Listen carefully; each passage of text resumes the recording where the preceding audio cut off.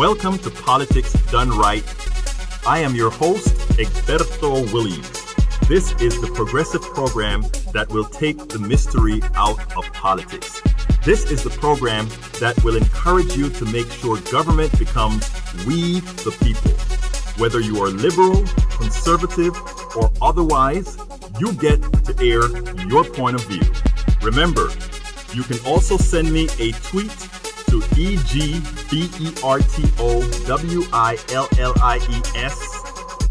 That is, at Egberto Willies.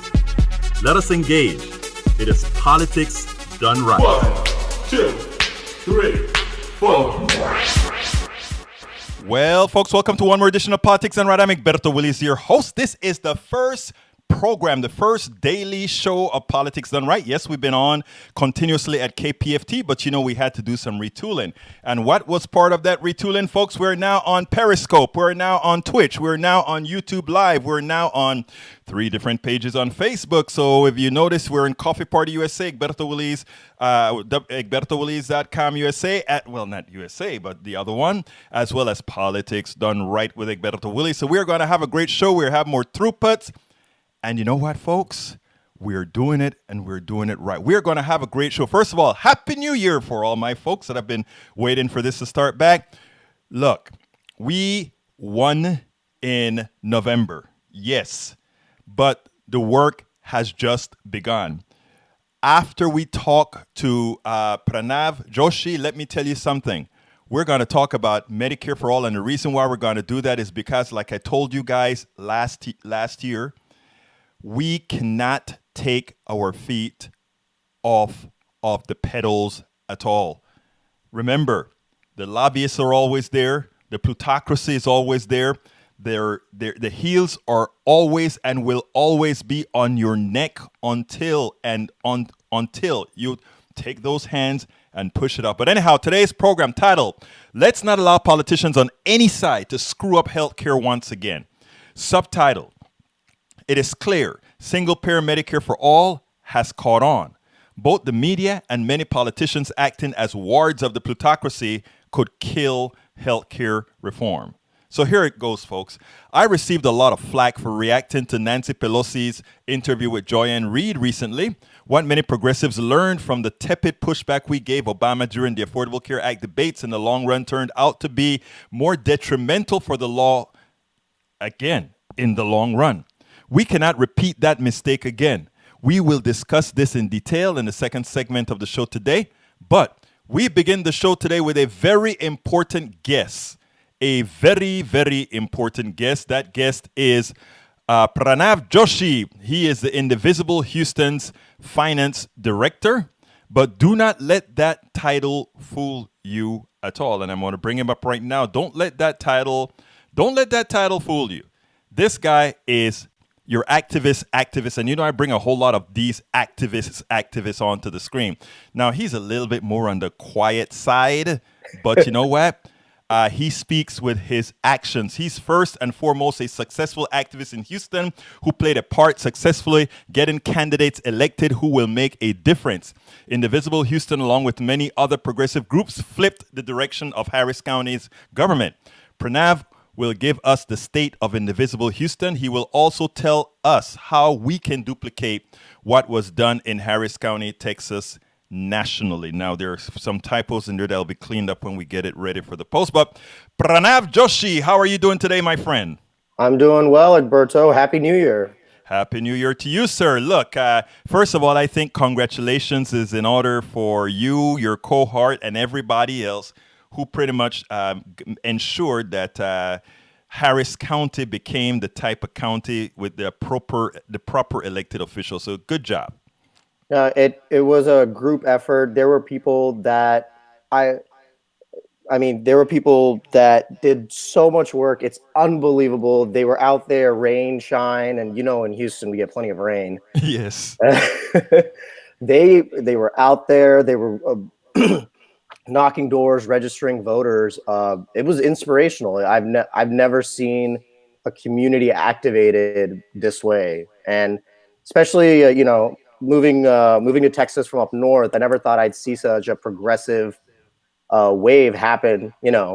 I got to see it first person here in Harris County, and Harris County for the first time actually has progressive judges and elected officials that are gonna, fulfill the promise of what Texas is supposed to be. Yeah, and that was great because it wasn't an easy task. I mean, you went through a whole lot, or the group said that all these groups went through a whole lot of ups and downs. They went through a whole lot of fights with parties, etc. Why don't you tell us a little bit about some of that? Oh boy, you're gonna get me in trouble. Not really. I mean, this is all, Yeah. this encompasses the whole thing. There will always be, at least from my understanding, activists are on the ground. Each of them gets activated. They go out there for their specific reason, right? There were a lot of people this time that voted a certain way because of flooding issues. Because we, as Indivisible Houston, we went to the commissioner's court, and after Hurricane Harvey, we made sure to let the public know that there had been just massive wastage and just people sleeping on the job after Harvey, and during Harvey. And so we got people that were lifelong Republicans. They were like, "Oh no, I'm voting straight ticket Democrat because this flooding was terrible," right? Mm-hmm.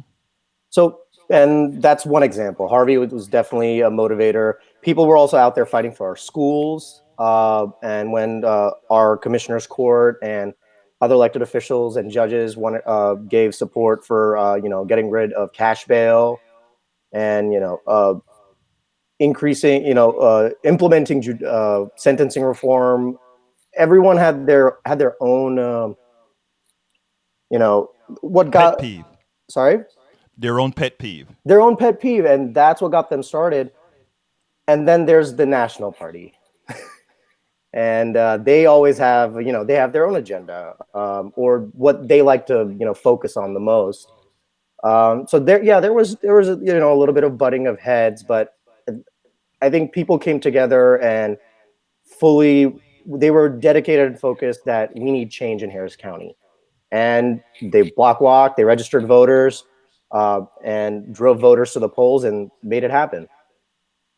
Now, I found that what I found, first of all, and I'm not going to go with too much ageism here, but there's something very important that I want to say. You are a very young person. You're a millennial, and Yeah. you actually a young millennial. Is that right? I am on the younger side, sure. On the younger side of the millennials, and you came out there, and one of the things that I'm an older guy. I'm really on the cusp of Gen X.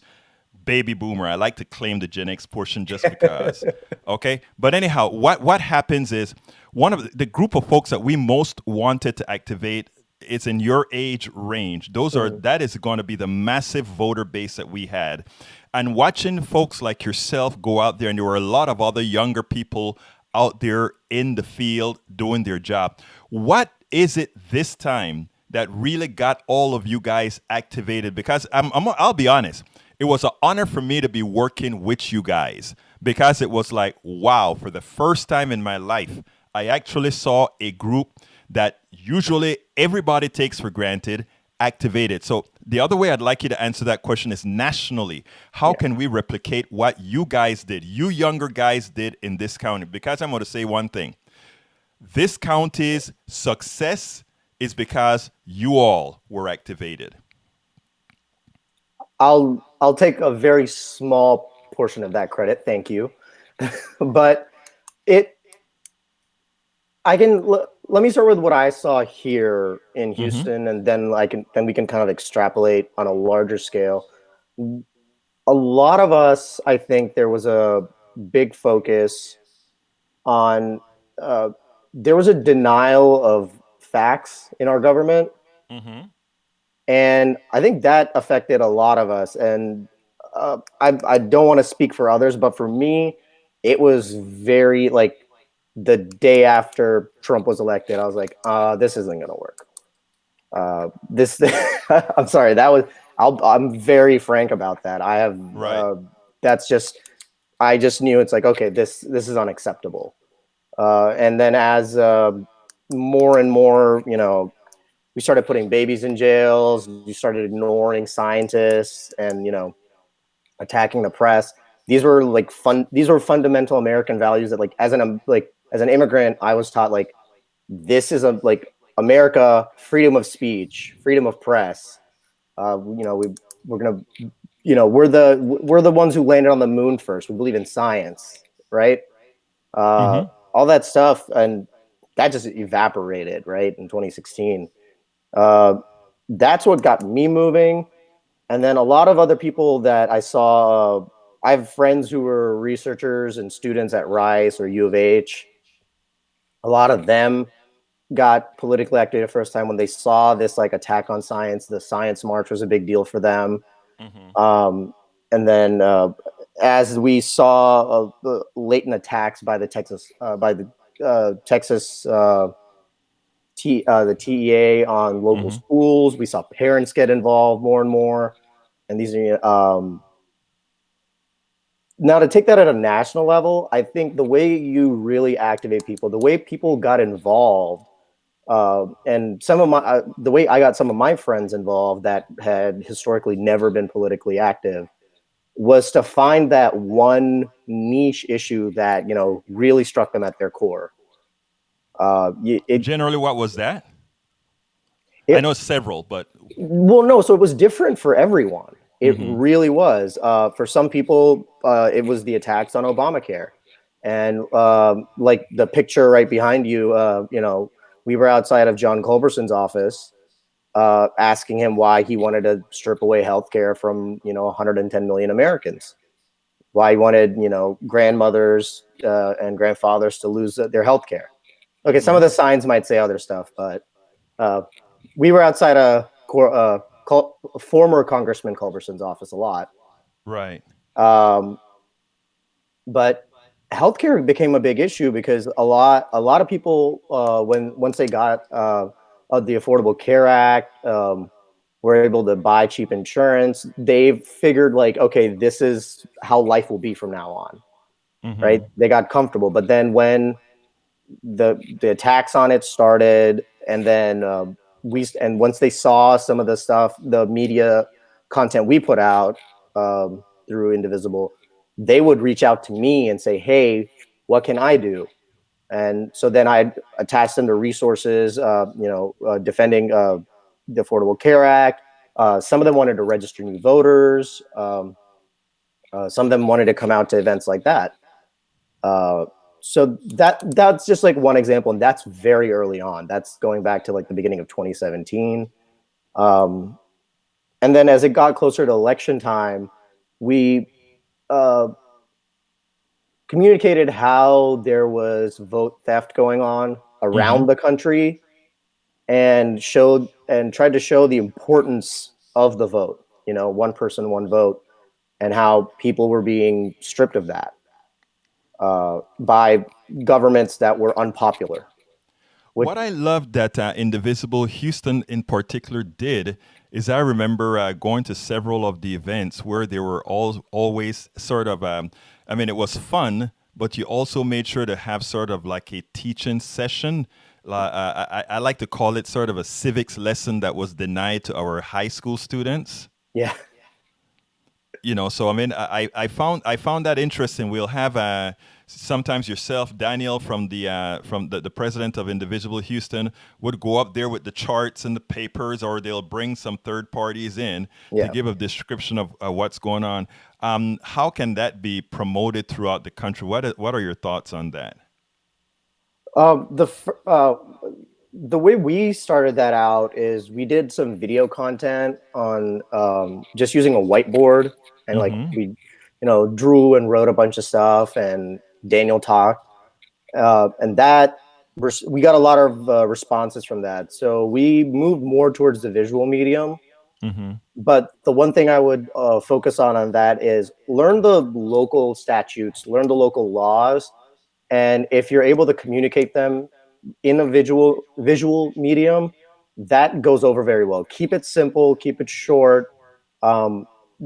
There's enough inequities and injustice in our government where once a person hears enough, they will get activated. I've seen it. But I really, a lot of research went into these things, and we made sure it was factually correct.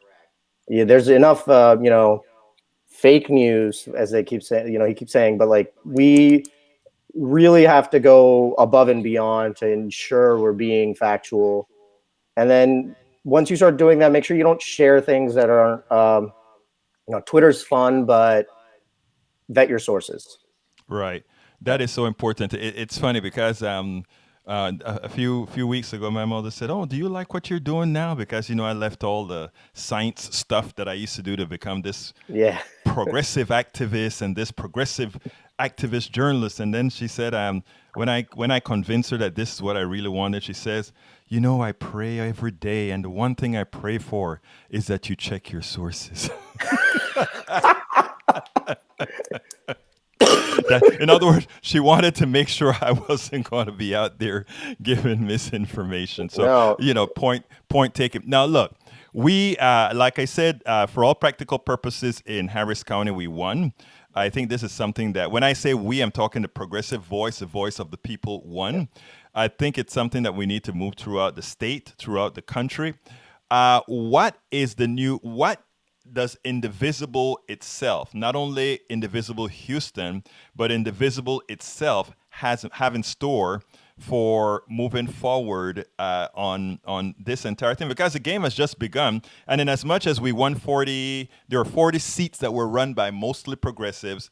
That every 2 years, that's up for grabs. So, every 2 years, it's up for grabs.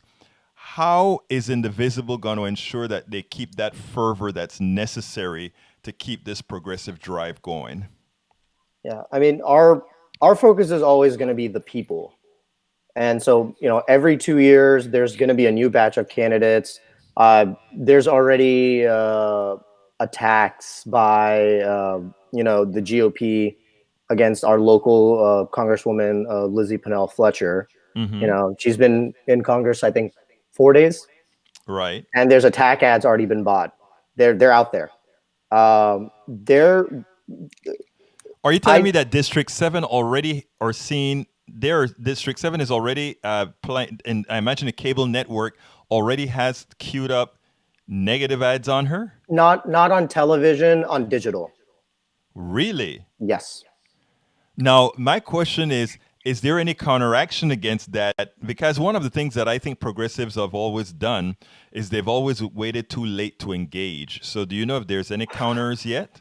Well, I'll tell you one positive sign I saw is, not that it's the same, but today Representative Fletcher released her own Twitter page, and she had great social media people during the campaign.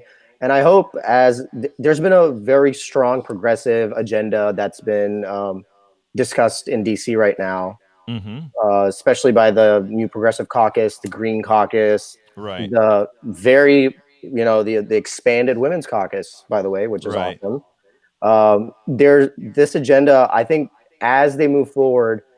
Yeah, it's going to be tough passing stuff because, what's going on in the White House and all that.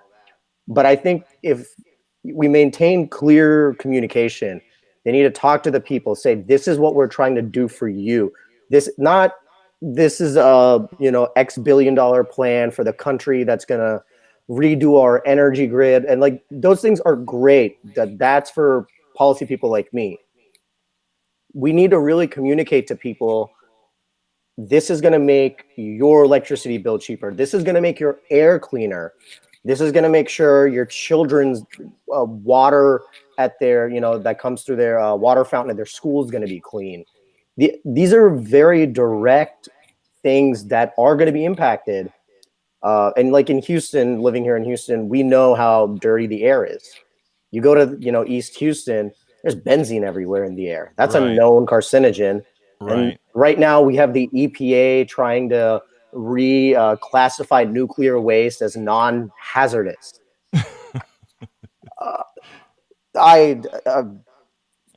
Anyway, I think given the mountain of misinformation that's being piled out by the GOP these days, clear, concise communication, and talk about the people. Don't the big money dollars that, we're going to spend X hundreds of millions here. this giant new factory and all this.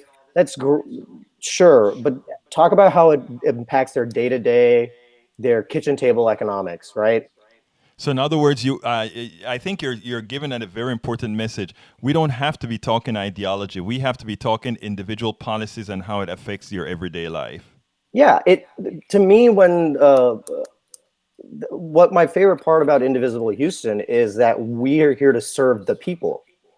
As a congressional representative, you're supposed to be serving the people. You're, Right. What the Democratic Congress people need to do is communicate that. I Right. think one of the biggest faults during the ACA rollout was that it just was not communicated well enough. The GOP, when the website went down for a little bit, did this like giant attack saying that like this is Obamacare. Your grandmother's pacemaker is going to turn off if you enroll in it. Like that's the kind of Right. shit. That's what was on YouTube and on Right. social media. It was insanity. And we just have to. What we have to do is cut through that hyperbole, communicate directly, concisely, and talk about how we are going to help the people. That's it. Well, I mean, and I think that is a great thing for us to be out there. So now, going forward, before we close down, we're at the 21-minute mark. Before we close down, tell me how you explained what we're going to tell people going forward. Now, as far as individual Houston itself, you know what? I should ask this first of all. How are you funded?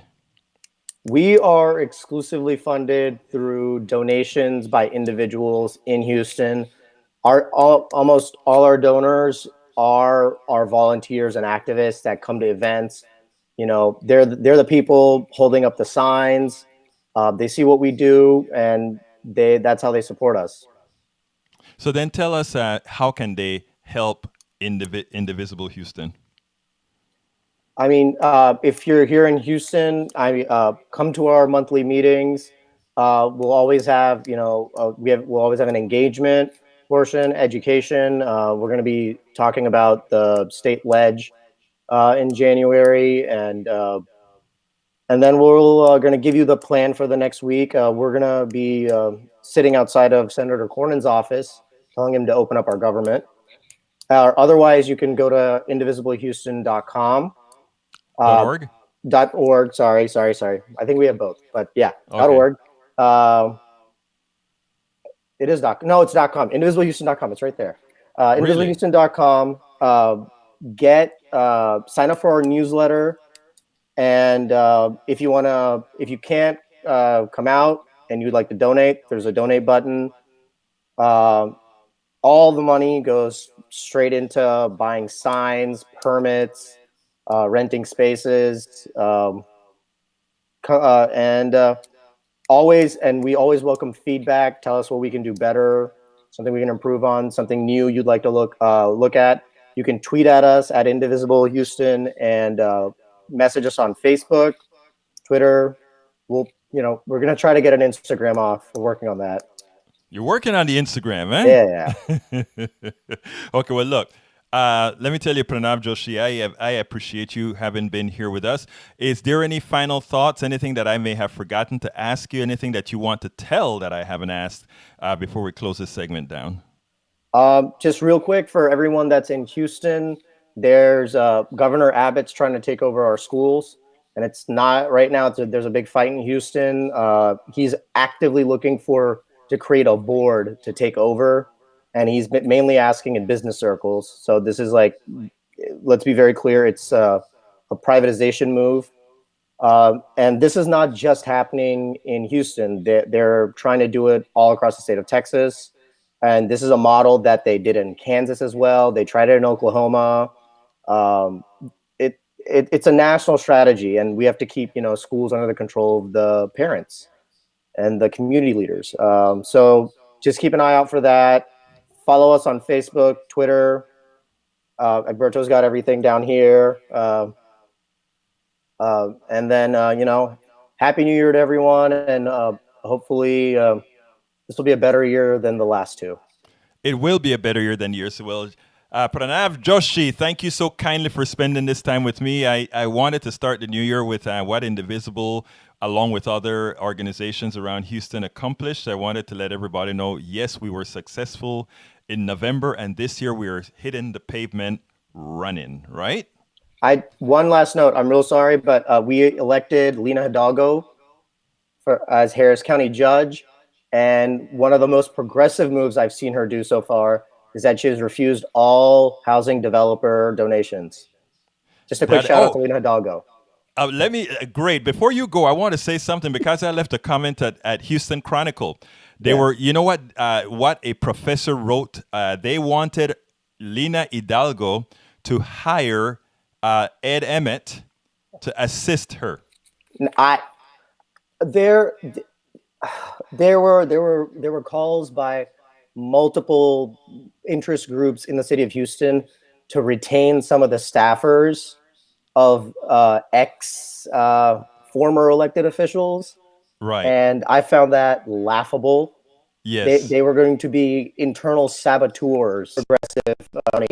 And I hope no one falls for that. Well, they better not. What I left as a message is, why would she do that? First of all, the fallacy that Ed Emmett was this great commissioner, it doesn't hold up to scrutiny. The reality is we are flooding because of all the laws they have allowed to pass with building in the flood zone, not creating the diversion of those two in West Houston to move that water out the Gulf. There's a whole lot of plans that were on the board to take care of this that they never did. Why is this guy considered such a great commissioner when at all times he has failed? It's mainly, just because you can get in front of a camera and look sympathetic after a disaster, right, does not make a good commissioner. I'm sorry, no. You failed at your job by then. Unfortunately, even there are a whole lot of older progressives that had bought into it. But thank you so kindly, my friend, and you have a great one. Keep up the good work, and we're proud of all that Indivisible Houston and you guys are all doing. All right. Thanks for having me, Berto. Thank you so kindly, my friend. Anyhow, folks, the program continues now with Medicare for All, and many of you were sort of upset with something that I wrote on Medicare for All, where I disputed a bit with our great speaker, Nancy Pelosi. The truth of the matter is this, folks. Yesterday, when I posted that article, a ex-coffee party person really hit hard and, said we want the same thing. But somehow it was wrong for me to hit up Nancy Pelosi over what she had to say. And they implied that I misunderstood what she had to say. And none of that could be further from the truth. None of that could be further from the truth. And I really want to let folks understand exactly what happened there. So what I did is I wrote the blog of the week. So here we go.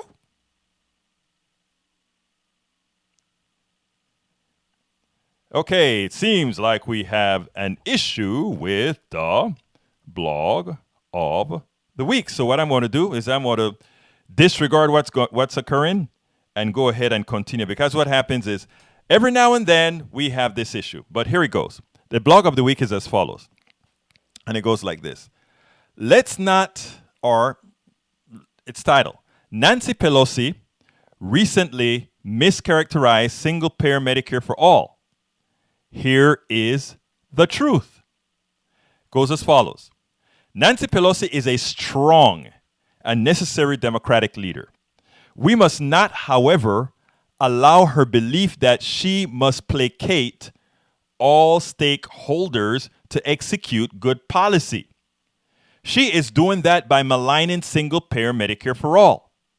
I will continue to repeat, it is the only true solution. Let me repeat it again. Medicare for all, single-payer Medicare for all is the only solution. Now, MSNBC Joy-Ann Reid interviewed Nancy Pelosi recently. Pelosi sounded like she was doing the bidding for the private insurance companies as she tried to scare Americans from Medicare for All. I made the attempt to correct the record in the video. So what I ask you to do is a video that's attached to the blog of the week. Please go ahead and check it out because I kind of mentioned some of the issues, but what I'll do is I'll do it in more detail as we go further. More importantly, please visit Best Answers to What is Single Payer, and I have a link to that in the blog. And please share it because more than ever, we are going to have to be proactive. Tom Hartman, let me finish the program, finish the article, and then we'll go with that. We want to get ahead of the false messaging and scare tactics that are on the horizon. Recently, The Intercept reported about the formation of the Partnership for America's Healthcare Future, a medical industrial complex ad hoc alliance of private healthcare interests intent on destroying any possibilities of Medicare for All. Over the summer, leading pharmaceutical, insurance, and hospital lobbyists formed the Partnership for America's Healthcare Future, an ad hoc alliance of private insurance interests to curb support for expanding Medicare. The campaign, according to one of the planning documents, is designed to change the conversation around Medicare for All, then minimizing the potential for this option in healthcare from becoming part of a national political party's platform in 2020. Sad.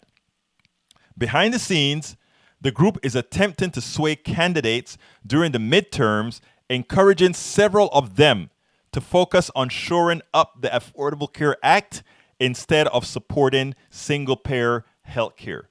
The documents show that partnership representatives spoke to the staffs of Democratic Senator Bill Nelson of Florida and Joe Donnelly of Indiana and received confirmation that both senators would maintain their moderate position. When the team met with Representative-elect Lori Trahan, Democrat of Massachusetts, she said that although she does not speak about the issue, she agreed that language around single payer should be tempered. None of the three politicians' offices provided responses to the inquiries to The Intercept. But this misinformation campaign has already begun. The industrial complex, the hospital, the medical industrial complex lobbying arm will try to convince Americans that all the laws of math fall for health care.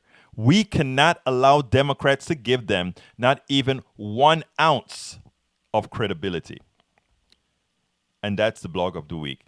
My screen is frozen, but it's still transmitting, so bear with me as the only communication I have with you guys is if you give us a call at 646-716-5812. Again, that number is 646-716-5812. I would love to hear from some of you, especially those of you that gave me the hardest time for writing the article.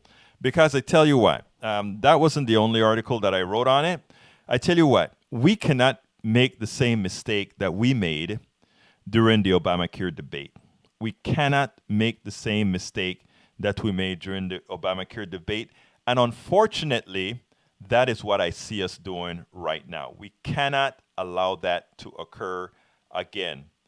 Anyhow, what I'm going to do right now is before I go into my monologue, I want to see what some of you had to say. Daniel Cohen, H.R. 1.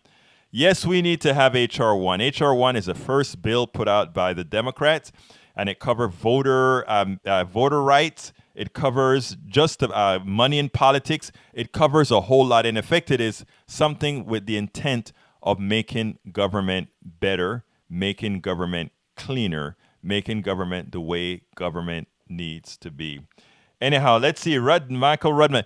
Let me tell you something, folks, because right now, unlike before, I need to give you guys a little information of how we're set up with our streaming. We're streaming through to 5 different channels right now concurrently. We're streaming to Periscope, we're streaming to Twitch, we're streaming to YouTube Live, and 3 different Facebook pages. In the past, we streamed to 1 Facebook page and then shared, which meant all the counts appeared in 1 Facebook page and everybody would gravitate to that one Facebook page on the Politics Done Right page. The issue with the streamer that we're using, which is a multi-streamer, is that it treats every single outlet as a complete individual, which means it doesn't aggregate all the data. So what you find is in some channels, you may find yourself a bit with less folks than in the other channel. We're speaking to Restream to see if there's going to be some solution to that where we can actually aggregate some of the messages and all of that that we get into one platform. But at the current time, we do not have that. I hope it is something that they're working on. But anyhow, Michael Rudden says Politics Done Right is viewer funded. Oh, well, that we know. And I'll talk about that later. Which stream has all the people on it? The stream that has all the people on it right now is probably going to be the page with the largest amount of data, and that is going to be the Coffee Party USA. I'm pretty sure that there's a whole lot of people out there right now. And then it is pushback from progressives. You know that Joy Reid isn't progressive. Yes, I understand that Joy Reid is not a progressive. She is what we call the establishment Democrat.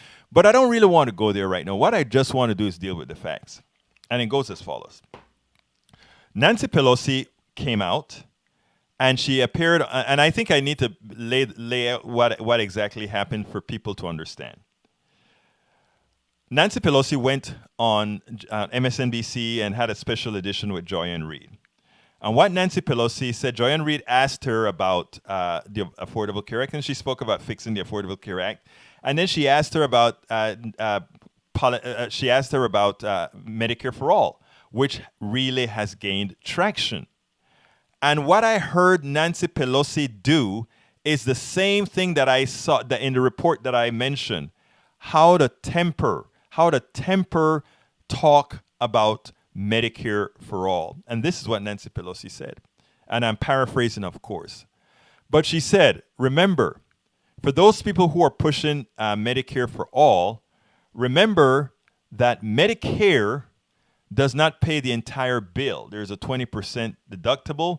And she also, and there's also the Part D, which is about the drug coverage. And there's also, if you want Medicare, there are a whole lot of different options. And she injected that into the debate. And when I called her out on that in effect she's saying people who have the Affordable Care Act right now, young people who have the Affordable Care Act come out ahead of those old people who have Medicare for All. And the intent of her discussion, the intent of her argument was to make folk believe that, well, look, Affordable Care Act better than Medicare for All. But here's the deal. Medicare for All isn't Medicare. Medicare for All is a catch-all term that says every single American will have health care. It has nothing to do with the current Medicare that we have for the older folk, people over 65. It has nothing to do with that. But here's a kicker, people. That is the exact argument. It is the exact argument the plutocracy, the oligarchy, the business community, the healthcare industrial complex has said they would make. They will put all the flaws that are true on Medicare right now and reflect it onto Medicare for All. And that is why a whole lot of people say, wow, we should not have called it Medicare for All. But one of the reasons we did call it Medicare for All is that it was easy to understand. It is what Canada calls its own as well. And we do want medical care for all. However, what we as progressives, those of us who support it, have to stress immediately. We have to first call out every politician who tries to equate Medicare with Medicare for all. They know better. But the plutocracy is telling them that that is what they must do. Important, folks. Very important to understand what I'm saying here. Every politician knows that Medicare for all isn't the same as Medicare. Medicare has flaws. the Affordable Care Act has flaws. Medicare for All takes the best of all these things and put it out there. Actually, it's almost revamped.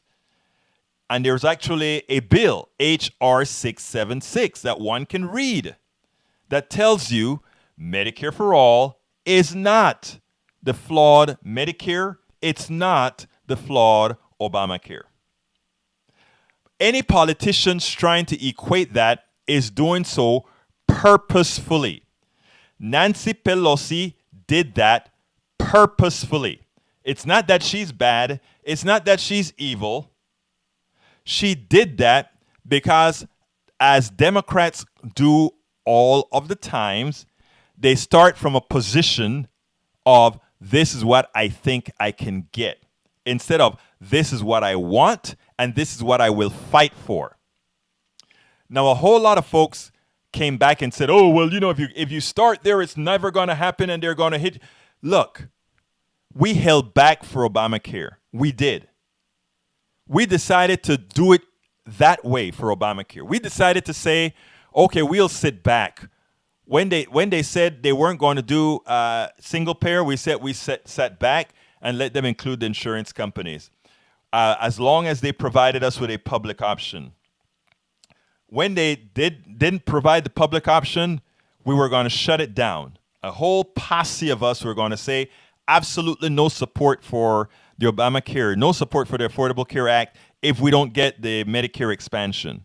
We were going to sabotage that baby because Medicare, the idea was the public option would force the insurance companies to really not pill for the people as they're doing right now. So that's what we said we were going to do.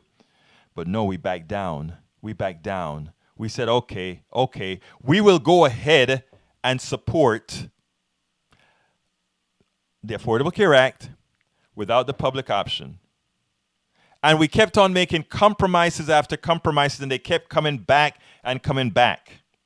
We even left clauses in there that allow Trump to do the bad things he's doing to the law right now. If a Democratic president was there, they would not have allowed cheap insurance, the resale of cheap insurance. But guess what?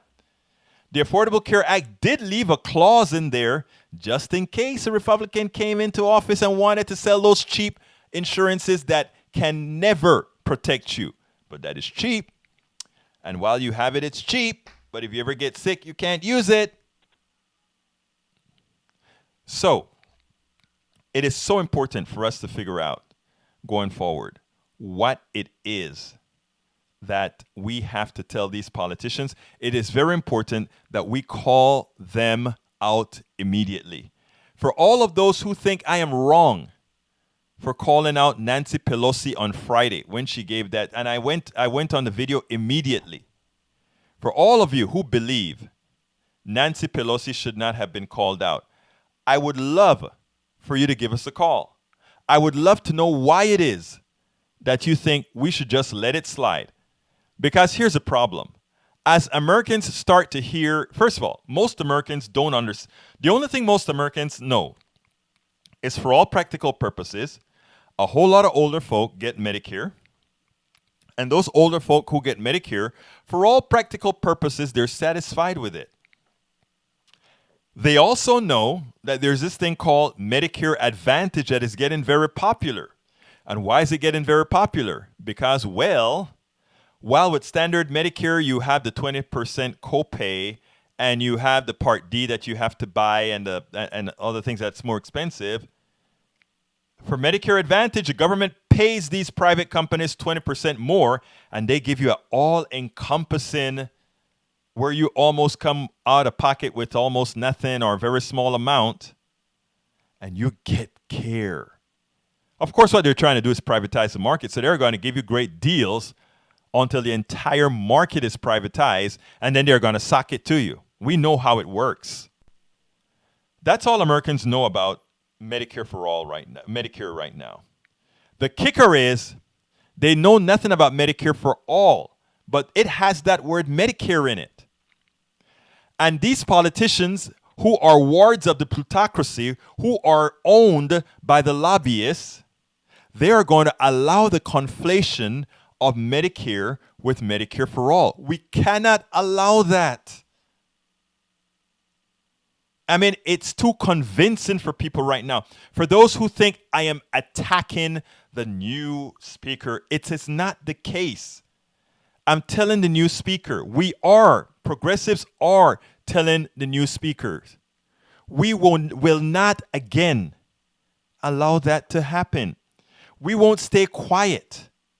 Medicare for all is going to be expensive, but it's going to be cheaper than what you're paying right now. You are going to have your tax bill increase, but you won't have any premiums. You will have ultimately more money in your pocket. You ultimately will have more money to spend on your kids. You'll have more money to spend on your college. You'll have more money to spend on all these issues. Because Medicare for all pays the bill. And for those who think it's pie in the sky, it's not pie in the sky. It is telling those who have pilfered us for a long time they can't anymore. That's all it is. And those people are powerful. Those people who look, when you go and you get an MRI, and that MRI costs $1,500, but some other big insurance company negotiates it down to $300, and another company negotiates it to $500, and another company, nobody's paying the same price for that thing, right? It's whatever the market would bear. It tells you the market doesn't work in healthcare. Because imagine this. If I'm with one company A, you with company B, you with company C. Whoever makes the better deal pays a different rate for the same illness? Come on, people. Do you really want to live in a world where it isn't your doings that makes your well-being, or not only your well-being, but determine how good you're going to be or how wealthy you're going to be, but whatever somebody else decides? You don't have much control over your health. Well, you have control over your health, but you don't have ultimate control over your health. You can't tell when you're going to get sick. And people can say, oh, well, you can control your eating and you can control your exercise. Well, look, I exercise 5 days a week. I eat fairly well. But you know what? I still have a pre-existing condition, high blood pressure. No matter what, yes, I control it now better with my exercise, etc. But people have a whole lot of things that happen to them that they have no control over. Should they be destined to be poor if they had the wrong luck on a gene? No, absolutely not. But that is what we do. So, folks, what we have to put into play going forward is we have to make sure, numero uno, we cannot allow politicians to get away with lying to people any longer. Whether they're Democrats or Republicans, we have to have them come out and tell the truth. And if they lie, whether they're Republicans or Democrats, we have to come out and set the record straight. The reality is what Nancy Pelosi did with Joy-Ann Reid was the first salvo in the attack on Medicare for all. Do not dispute that. It was a calculated attack to put those words into the ethos. Well, young people, the Affordable Care Act, it gives you better coverage than Medicare for all, because remember, Medicare, you actually have that donut hole. Medicare, you also have that 20%. And all these things, we have to get our things right. We have to get the numbers right. Medicare for all is not Medicare. That is one of the first mottos we have to put out in the field. Medicare for all is not Medicare. Medicare for all means health care for all. Health care for all. You get a card. If you need health care, you go, you get your health care, and you walk out. It is funded out of general fund. We spend more money than any other country in the world. It's not pie in the sky. And the reason we spend more money than every country in the world is there are a very few people that make a whole lot of money in all the monies we spend. We have the millionaires. We have the executives of these companies. Some of them make $21 million a year. That $21 million didn't materialize out of thin air. Those are the premiums that you are paying. So when you hear all these CEOs for these healthcare companies making these several $million, it isn't that they're good and deserving of the money. They are taking your premiums, the premiums that you pay, the thousands of dollars that you pay. They are denying a whole lot of people coverage because that's how they maximize how much money they keep. They get rewarded for denying you the care that you need to get better. That is the business model of insurance companies. I deny you coverage so that we can make more money. And if we make more money, the CEO takes home a whole lot more, and the shareholders of that insurance company takes home that much more. Please, folks, remember that is why I've always said, and this is not hyperbole, this is not conjecture, this is not a fallacy, this is an absolute truth. There is nobody that can numerically prove otherwise because it is impossible. Math is absolute. If a service costs X, and I pay X for that service, and I have to give Y to the shareholders and the executives, bonuses and all of that. At that point, if I have a single payer system, that Y cost is not there. That Y cost is not there. Somebody is not ripping you off by just holding on to money to pay a bill. That cost is gone. So two things happen. We either insure more people for the same amount of money, or insurance rates drop. And my contention is that both will happen. Because after we go after the insurance companies, the next one we go after are the drug companies. And people say, oh, well, God, we won't have new drugs. That's false. Most drugs, their genesis, their beginning, their initial development is with taxpayer dollars. After the universities or these guys believe they have a something that will work, then they privatize it. In other words, they only privatize things that are going to work, and then it goes into the free market. So the reality, the free market is always going to win. They claim, oh, we have profit. The reason there are profits in things, right? When I created my software, the reason there are profit is to justify the risk that you take and to create more. But there are a lot of things that these people do to government that takes the risk out. And you wonder, why is that a CEO making $21 million? And let me give you a perfect example. And I'm going to go off healthcare for a bit. Financial aid for students. And we're going to have a financial aid program because that is the biggest expense that's occurring right now, but not today. But I want to give you guys an interesting thing. And please listen and please follow this in detail. This is so very important. This is so very important here. These companies, the bankers, would loan the money to the student at some fairly high interest rate. Okay? And if that student defaulted on that loan, they simply went to the government and the government made them whole. The government, all these loans to students are guaranteed by the federal government. So there's no risk. Theoretically speaking, the interest rate should be very, very low. In fact, lower than their commercial loans. Much lower. Why?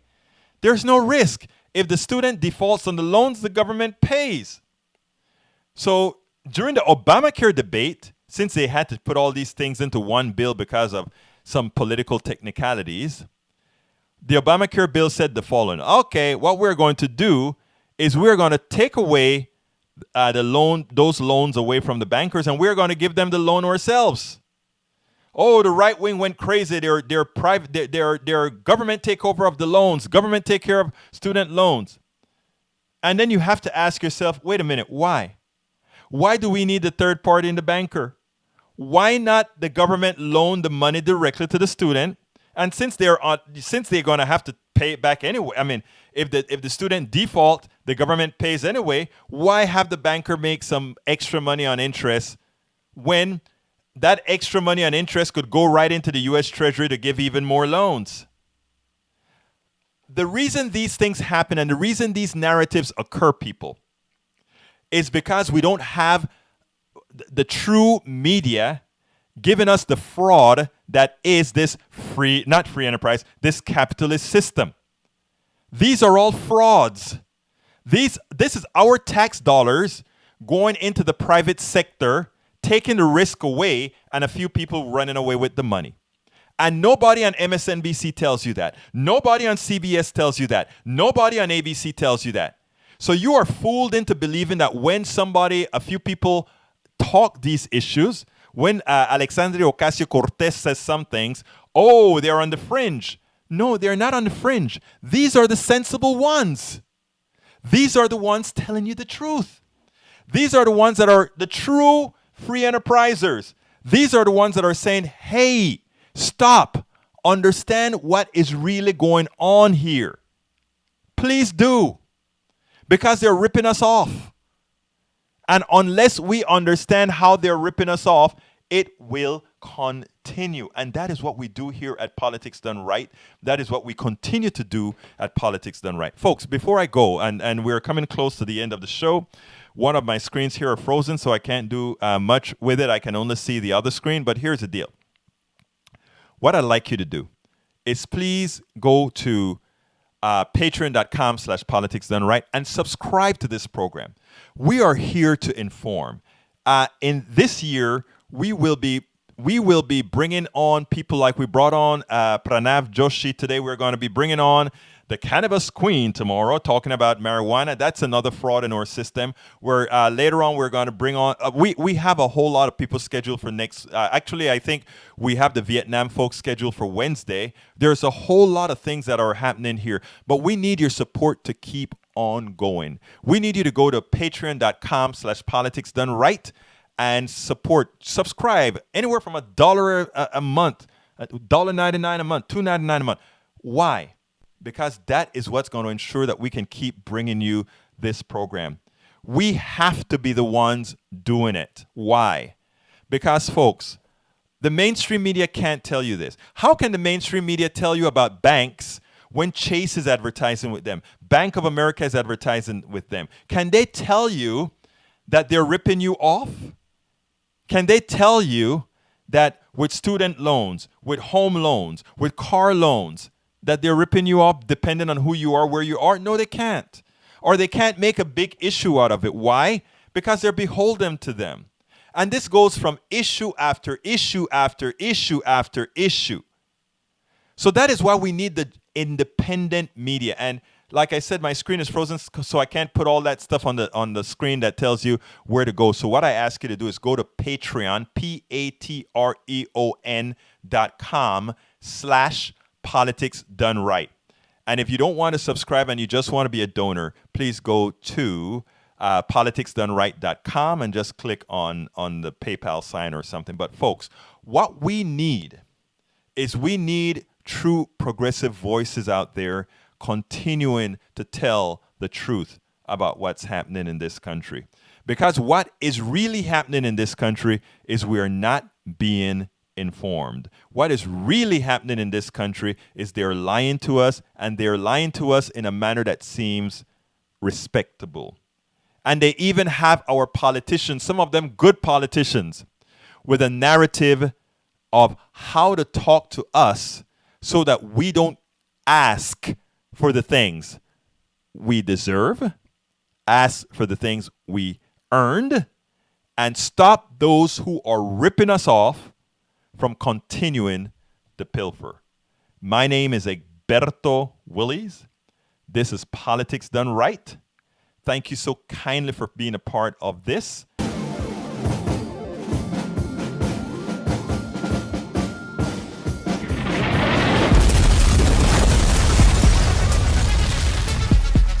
Welcome to Politics Done Right. I am your host, Egberto Willies.